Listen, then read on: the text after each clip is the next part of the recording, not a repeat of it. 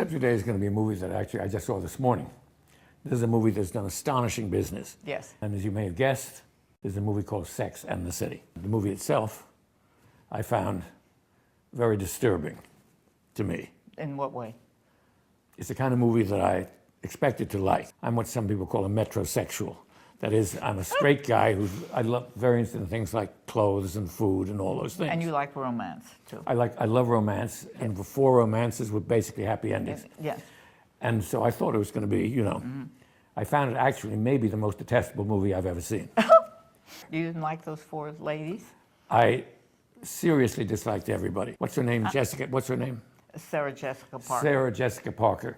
I like her. She's a good actress. Yes. She's absolutely no runway model. No. And wearing those hideous clothes, one after another. Their clothes. Oh, their clothes.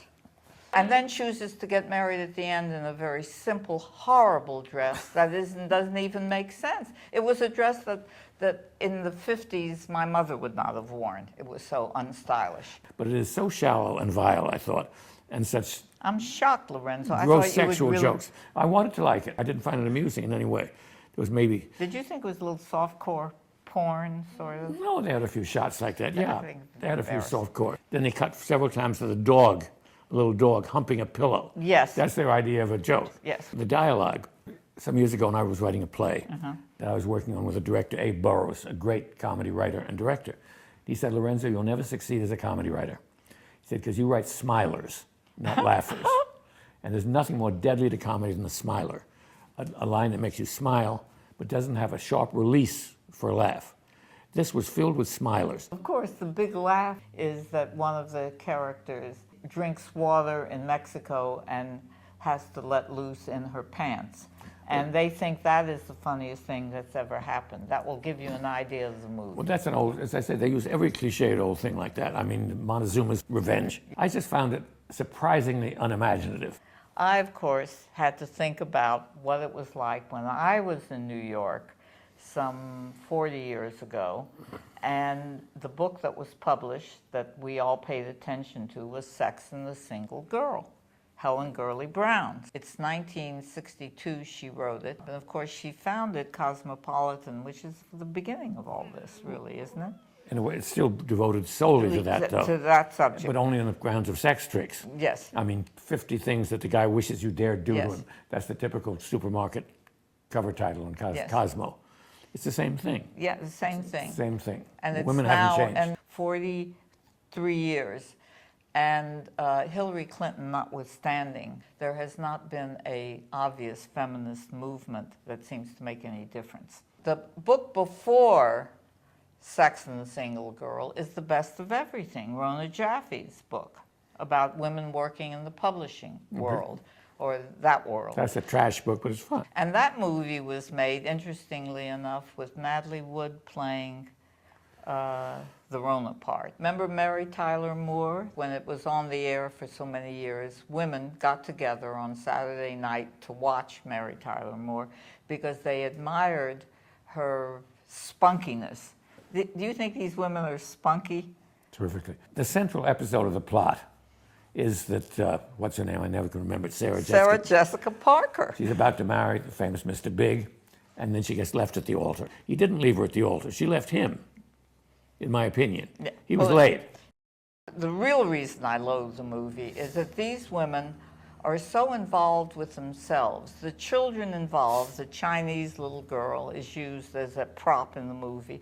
The little boy that is in the marriage that's breaking up, it's never mentioned what it's like if they get divorced, will he be okay, except to say, well, you know, it's going to be okay. One day he'll be with whatever his name is, and one day they are totally women who make you ashamed to be a woman. Why is it such a cultural phenomenon is the question that I'm trying to get answered. Why do young women and older women love it so much? Darren Starr, who made up the thing from Candy Bushnell's book, very cleverly picked 4 archetypes that every woman, I imagine, either saw themselves as or saw themselves not But as. they're not really super beauties like... No, they're not super beauties at all. You would hope that women would admire, or young women would admire people who do things. I agree with you. And the fact that they admire these women who don't do anything.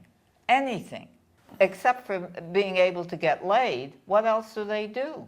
That's not a big deal. They You want to open be your happy. legs. They Come want to on. be happy. No. They They want to don't- be happy they in don't a care about- fantasy world. That's not the real world. They don't care about Vietnam. They don't care. They don't. Admittedly, they do not care. At least we don't see it in the movie. Well, that's not Vietnam. They don't care about Iraq. And They they don't don't care care about about the President of the United States. They don't care Stop. about There's not a politics. political program. And they don't know from poor people. They don't know anything. And they are a disgrace. They are a disgrace to women.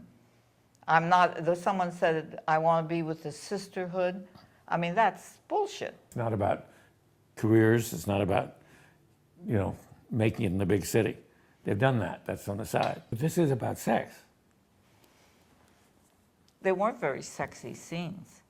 There were 2 or 3. They just to remind you from time to time. I saw the show.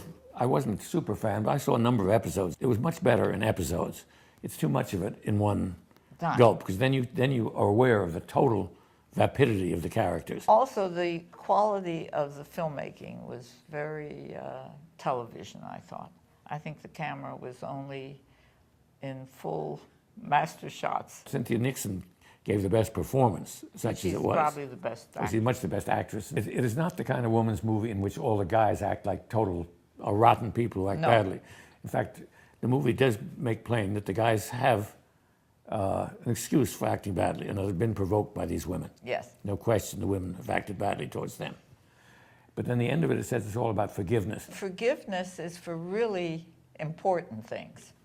And the one-time momentary affair, and why he tells her, I will never I don't know that understand. either. Do you understand that? No, that- All of a sudden he looks up and he says, So- I slept with someone and it was only one As time. the scene begins, Yes, and you wonder, why? there was no provocation You for it. think. He's sitting there looking especially it's nebbishy. And I'll tell you, it's very hard for some of us to feel sorry about, is it Fitzgerald's line? It's hard to feel bad about people on a yacht. Nobody cares what happens to a girl on a yacht. Yacht, yeah. Right. And these people, since they seem to have no problems in their lives, and I mean No problems. No problems. Did you see the movie? The movie is also, if I may say, 2 hours and 15 minutes. 34 minutes. 34 minutes, and 30 minutes of it by actual, I think, count would be a fashion show besides the fact that they change clothes for every event. And the only thing that is fun is you kind of get the belt that Sarah Jessica wears over her coat. It makes you all want to go home and buy a new big belt with big It didn't have things. that. It didn't have that effect on me. But my only complaint is it wasn't more fun. I expected it to be real fun. It's very upsetting to have spent $8.75 on a Saturday morning when I could have been shopping. Yeah.